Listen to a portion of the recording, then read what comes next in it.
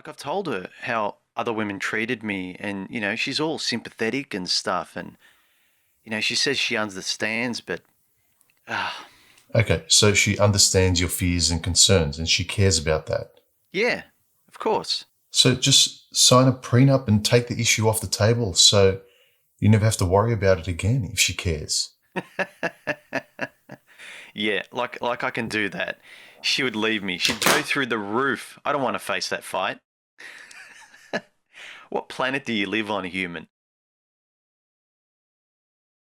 There's this subject that a lot of men talk about that they find frightening, especially more traditional guys that want to get married, move in, and have kids, and sort of invest all of their lives in that direction. That's like a I'm all in investment, for the rest of my life.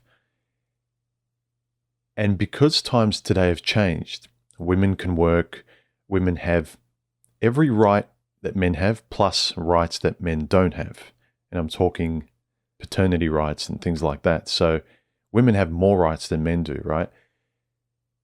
And given that half of marriages end, and out of those that end, up to 80% of women are the ones who say, I want out, and they actually get rewarded for filing for divorce. So there's like an incentive built in for women that if you don't like him, just leave and you can take these cash and prizes.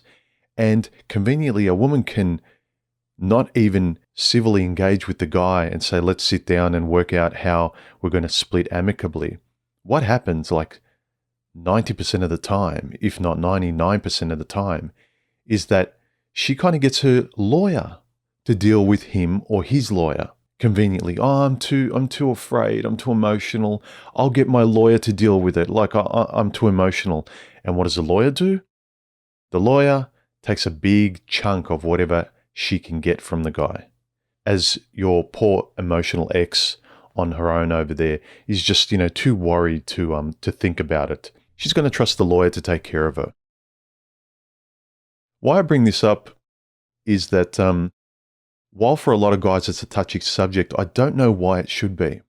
The main reason why is I don't understand why guys are afraid to speak up so much, especially at the start.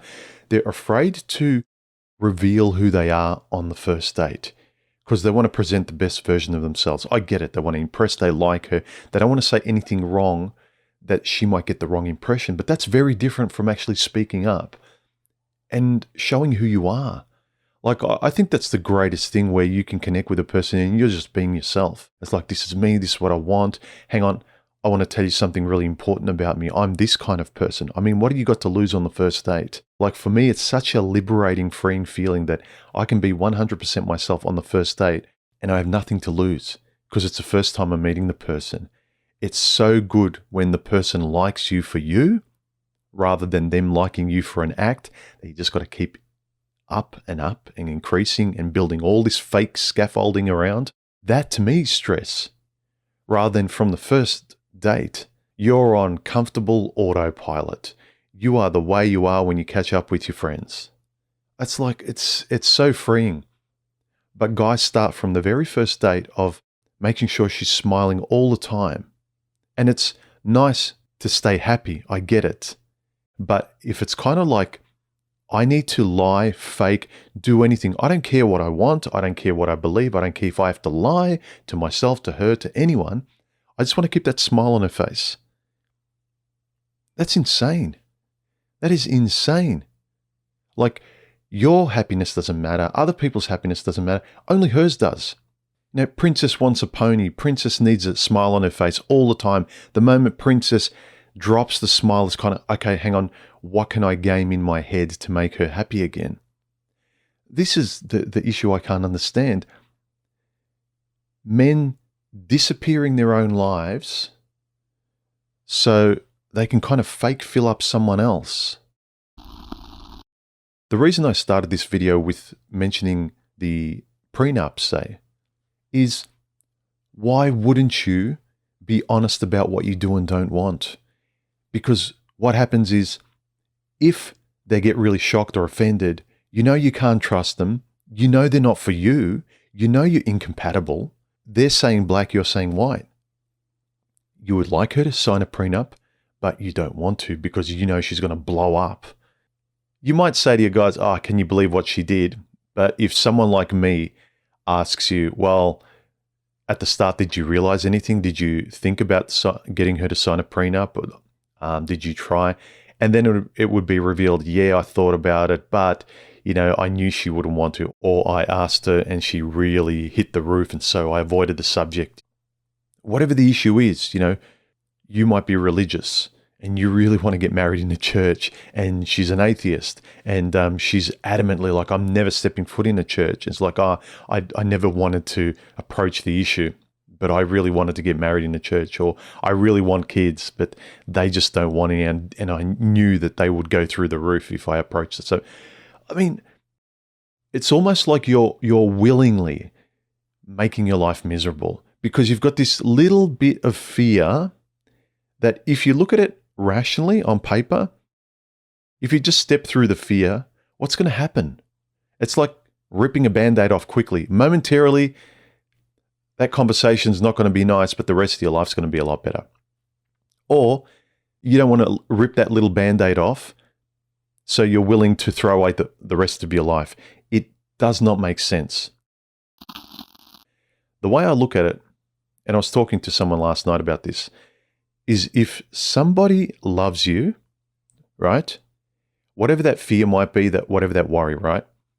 If someone loves you and you say, oh, I've got a fear of spiders, I'm arachnophobic, and they laugh at you, or if there's a spider and you freak out and they start laughing at you, or they've got a pet spider and you're like, no, I freak out, and they get really annoyed at you.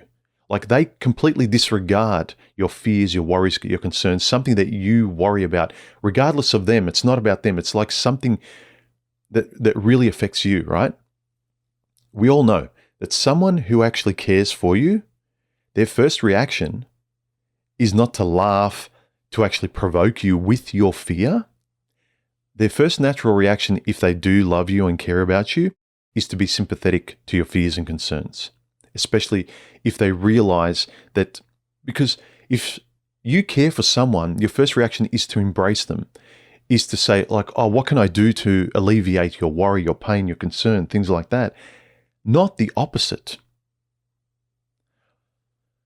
I don't know if I've mentioned this, but my ex years ago, I realized that one of the final obvious nails in the coffin was when we were away on the trip somewhere. I hit my head really hard on the doorway. It was a very low doorway, and I was bleeding. I was in so much pain. I actually thought I cracked my skull open because I walked through the doorway so hard, so fast, and I wasn't looking. I was almost at like a jogging pace because I was just quickly trying to get into the room, but it was a low doorway. And like I was really worried. It was such a big hit. I almost knocked myself out. I was profusely bleeding and I was on the ground in pain, and she was laughing. Pay attention when someone acts in the opposite way that they should. So when you've got a fear and concern, what will help you trust the person is that their reaction is exactly what it should be in your eyes. When you want support, they support you. They understand you. Not when you have a fear, they laugh at your fear, mock your fear, and disregard your fears. They only care about themselves. They care about their own fears, their own concerns. What I want, I don't care about you want. This is a way of seeing, does the person that you think you love actually love you? And the surest sign that they do is that they can see the world through your eyes, especially with your fears. When you have a fear, they automatically try and see things through your eyes to try and understand. They can try to understand you. They don't sit defiantly with their arms crossed and are offended until you give in. Those people. I get so annoyed at those kind of people. I've had women like that in my past. And it's easy enough to get annoyed when we see people just doing it generally. But when it comes to relationships, this is why it affects guys so much. This is the one person that's in their life that they entrust everything to. And they marry people like this. They move in with people like this. They have kids with people like this. and the kids grow up affected by this mess of mistrusting, incompatible, awful people. It riles me so up that there's insecure guys, and I'm not annoyed at the guys because I'm riled up because I was this ultra nice guy in the past that I didn't want to rock the boat. I wanted to make sure she was okay. I didn't care about my concerns. If I was afraid, I just stayed quiet. I wanted to make sure she wasn't afraid. And then when you see how unfair that is, and then when some women take it to the extreme, it's not like they don't care about a man's feelings and then they walk away from him. They add pain on top by this super nice guy that should have spoken up but didn't, right? This passive, ultra nice guy that didn't stand up for himself. And then at the end, you don't just walk away. You rip his heart out, you embarrass him, you take his house, his kids, you move in your boyfriend into the house that you shared with him, all that sort of stuff. The most humiliating stuff you can imagine. And these kind of women think it's a joke. Clicking their champagne glasses on Instagram saying #NewLife. Rip off the Band-Aid for a second, guys, so the rest of your life is better. I get the amount of fear, that like immediate sort of like, oh, I don't want to make someone feel bad. That's a good quality in a person. You don't want to make people feel bad. But recognize that this person, all you're asking is something very rational, like, I just want to talk about this. And if you ask it nicely and the person loses it, or they can't see it from your point of view, or they can't see that it's got something to do with your fear and concern and not them. It's got nothing to do with them. You just meant them, and actually you want to trust them. I don't get that if there was a part of my woman that was a bit distant from me and she couldn't help it and she let me know that like, yeah, I'm just kind of, I have this in me. I would do everything I can to alleviate that stress, to bring it closer to me naturally. Like whatever you're fearful of, I will do whatever you want to get rid of your fear. And especially if I know it's got nothing to do with me. It's really important to speak up, guys, for yourself.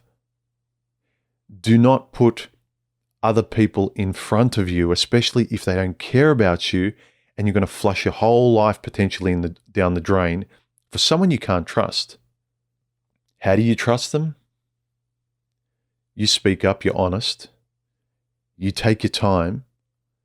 You make the decisions you want, not because they're blackmailing you, not because they won't sign the prenup, not because they give you ultimatums, but because you take your time, you organically trust the person whenever you trust them. If it takes you a year, if it takes you 5 years, if it takes you 10 years to trust them before a stage in your relationship. But it's got to be your decision. And your decision based on you actually want to do it. You should be able to say anything, absolutely anything to the person you say you love, that you trust, platonically, romantically, your friends, your family. If you can't be yourself, if you have to hide away and be yourself behind an avatar, and there you can only express your deepest opinions, that's not a life, guys. That's living as a ghost. I hope that was food for thought. Share this video with someone you think it might help. If you want to say thanks and enjoy my videos, consider donating. Up to you. But I appreciate all you guys who have this month. It means a lot. And subscribe, comment down below. Some really good comments in the latest videos, and I'll catch you in the next video, guys. Bye.